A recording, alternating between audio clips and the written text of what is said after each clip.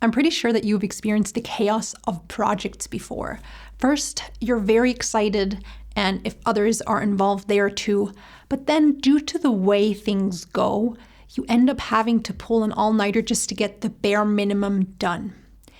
In this video, I will break down what is happening here and how to avoid it so that projects get done stress-free and with a better result. Hey there, if you don't know me, I'm Maika, a psychologist. This is Becoming an Expert at Self-Leadership, a channel where I talk about empowering ourselves through self-awareness and proactive action. If you like what you see, remember to subscribe so that you don't miss anything and can always find your way back to the channel. What I'm about to break down applies both to projects you do on your own and to group projects. Every project starts with an idea, a conceptualization and initiation phase. This is usually the phase of the highest energy levels. It's the phase of big ideas and fantasies.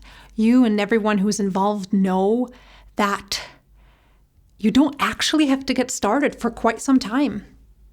This being creative that is separate from the hard work of the execution phase is often very easy. So during this phase, there is a lot of engagement, lots of contributions. If people linger in this phase for too long, at some point, maybe it's even to keep planning and action as far away as possible. The next phase is the planning phase, and this is where it starts getting concrete. This is the phase of buckling down on a specific goal and creating a plan for achieving it. And this is the first phase where you'll start noticing that the energy goes down a bit. It's still high in comparison, but there's a few less contributions and engagement. In most situations, though, there's still commitment. Then comes the execution phase. And unless you're a habitual procrastinator, the first couple steps go well. The deadline's still far away and you start making some progress. Then something happens. This could be something that's been scheduled for a long time. It could be something unexpected or spontaneous. Your focus is needed elsewhere for a while and you lose touch with that initial inspiration you had for that project. Days and weeks go by and you can't find your way back to the project. You tell yourself there's still time, you put off acting. Maybe the building time pressure stresses you out so much that you even avoid thinking about this project altogether. So much so that when the deadline is finally right in front of your doorstep, you have to pull an all-nighter to get the bare minimum done. Now, I am all for minimalism, but if it's not freely chosen, it's not minimalism, it's stress. How to avoid sliding into this chaotic and common dynamic. A progression through these phases that is less stressful and leads to more satisfying results starts in the initial project phase.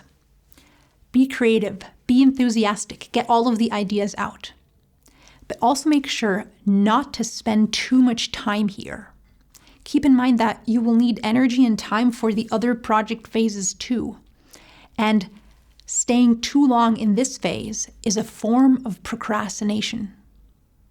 Put emphasis on setting priorities.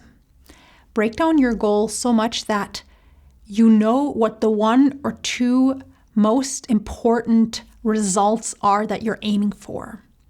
This isn't so that you'll end up setting goals that are lower than what you could achieve. The point here is to avoid putting more on your plate than you can actually get around to doing. So once you've achieved that one or two most important result, you can always add more details later. The goal needs to be SMART. That's an acronym and it stands for specific, measurable, that means trackable, achievable, relevant, and time-bound with a deadline. Break the goal down into chunks and draw up a work schedule for each chunk. Include lots and lots of time buffer. Then when it comes to execution, the best way this would go would be not to let the chain of progress break. What I mean is, if you work on something every day or every week and there's this chain of continuous progress, to not let there be any interruption in that. If you're able to do that, kudos to you. It's not always possible, sometimes very challenging.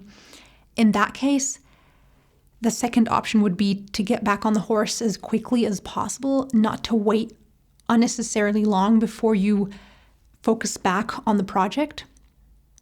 To recognize first signs of procrastination immediately and don't allow it to take over, and track your progress along the way.